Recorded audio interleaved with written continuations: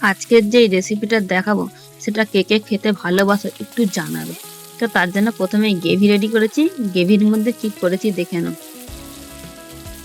মাংসের গলা, মেটে, কিছুটা চামড়া আর কিছুটা ঠ্যাং, আর কিছুই কিন্তু দিইনি।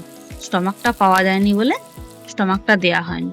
তো তাই দিয়ে কি সুন্দর যখন ঝালটা রান্না করেছি।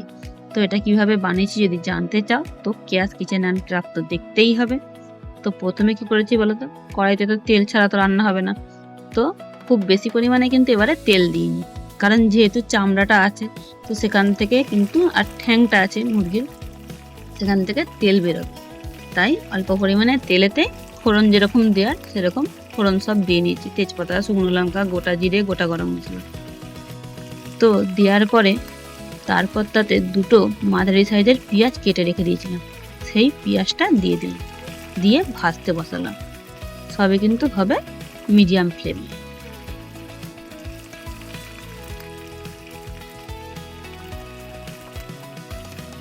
পেঁয়াজটা যখনই ভাজা ভাজা হয়ে এলো তখন কাঁচা লঙ্কা কুচিয়ে রেখেছিলাম। তো লাল আর সবুজ পাইল করা, দেখো দেখতেও কিন্তু ভালো লাগবে। শুধু সবুজ হলে বোঝা যায় না, কিন্তু তার সঙ্গে লালটাও আছে, তো দুটোই দেখা যাবে। আর দুটো টমেটো পেস্ট করে রেখেছিলাম। আজকের রেসিপিতে কিন্তু আদা রসুন দেবো না, শুধু পেঁয়াজ আর টমেটো। তো টমেটোর পেস্টটা দিয়ে ভালোভাবে কিন্তু মিশিয়ে নিলাম। ভালোভাবে কিছুক্ষণ মিশিয়ে নেওয়ার পর তারপর তাতে একে একে কি কি দেবো বলো তো। যেরকম দিই, হলুদ গুঁড়ো 1 চামচ হলুদ গুঁড়ো দিয়ে দেবো, তারপরে 1 চামচ কাশ্মীরি লঙ্কার গুঁড়ো, 1 চামচ ধনে গুঁড়ো, 1 চামচ জিরে গুঁড়ো দিয়ে ভালোভাবে কিন্তু মিশিয়ে নেব বা কষিয়ে নেব।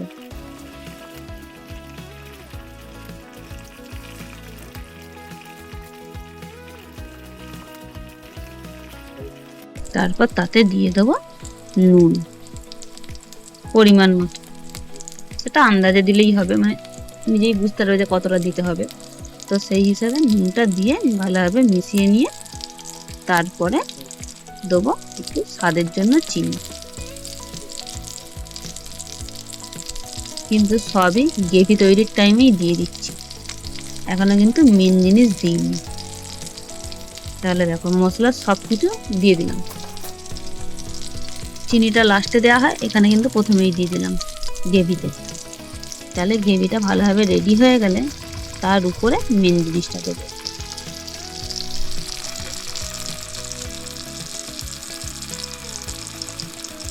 মাংসের সঙ্গে এগুলো এমনি দিয়ে দিত, কিন্তু এখন এগুলোরও প্রচুর দাম হয়ে গেছে। তো সেই হিসাবে কিছু পাওয়া যায়, কিছু আবার পাওয়া যায় না। আর স্কিনটা বা চামড়াটা ওটাকে ঘরে নিয়ে এসেও কিন্তু ভালোভাবে বেছে নিতে হয়। তো আমি কিন্তু ভালোভাবে বেছেই ধুয়ে নিয়েছিলাম। সব আলাদা আলাদাভাবে ওজন করে কিনে নিয়ে এসেছিলাম, 150 টাকার মতন সব মিলিয়ে। তো সেটাকে কড়াতে দিয়ে দিলাম, দেওয়ার পরে ভালোভাবে কিন্তু কষাবো। কষানোতেই কাজ, কারণ সময় নিয়ে করতে হবে। যেহেতু আমার গ্রেভিটা তো রেডি হয়েই গেছে, এবারে মাংসটার ভিতর থেকে বা মুরগির যেই চামড়া, মেটে, গলা, তো এগুলোর থেকে কিন্তু তেল ছাড়বে। তো দেখো এখন কিন্তু কালারটা পুরো অন্যরকম হয়ে গেল।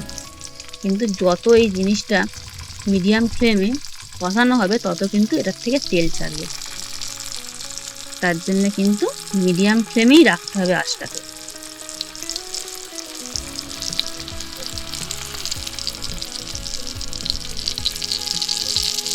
আর এই রেসিপিটা যে কোনো জিনিস দিয়েই কিন্তু খাওয়া যাবে, বিশেষ করে রুটি, পরোটা, ভাতের সঙ্গেও চলবে, কিন্তু রুটি, পরোটা, লুচি এগুলোর সঙ্গে কিন্তু খুব ভালো যায়।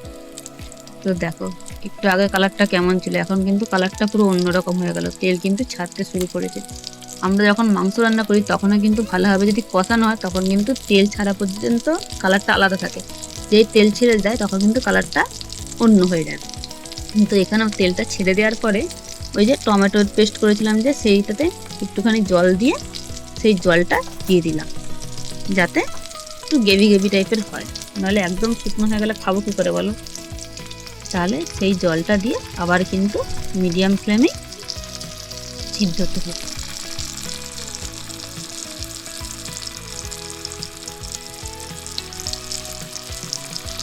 তাহলে যখন মিডিয়াম ফ্লেমে করবে তখন কিন্তু ধৈর্য হারালে চলবে না। কিন্তু মাংসর থেকেও এইসব জিনিসগুলো খেতে খুব সুন্দর লাগে। কারণ রোজের রোজ মাংস খেতে ভালো লাগে না, কিন্তু এগুলো যদি একটু কষা কষা করে এইভাবে রান্না করে দেখো তাহলে কিন্তু মাংসের থেকে এগুলোই বেশি পরিমাণে লোকে থাকে। আমাদের বাড়িতে তো তাই খায়, রান্না হলে মানে রান্না হওয়ার অপেক্ষা, সঙ্গে সঙ্গে শেষ।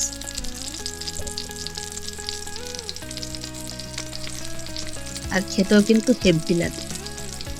তো দেখো আস্তে আস্তে তেলটা কতটা বেরিয়েছে।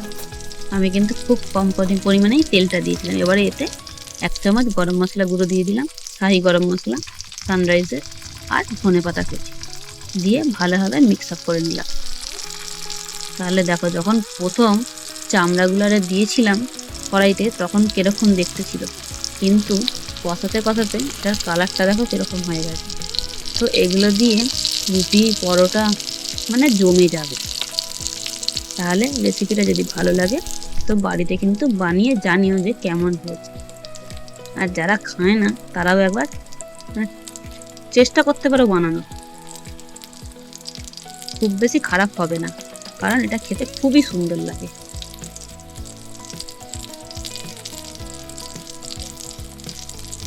তাহলে রেসিপিটা ভালো লাগলে লাইক কমেন্ট শেয়ার করে পাশে থাকতে পারো। দেখো কি সুন্দর দেখতে হয়েছে, দেখেই জিভে জল চলে আসবে।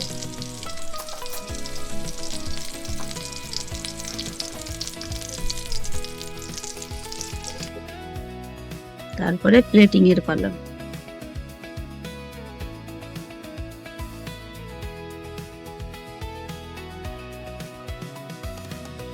দেখো গ্রেভিটাও কিন্তু খুব বেশি হয়নি, পুরো মাখা মাখা টাইপেরই হয়েছে, যাতে রুটি ফুটি দিয়ে খাওয়া যায়। তাহলে আজকে এখানেই শেষ করছি, আবার আসবো নতুন একটা রেসিপি নিয়ে।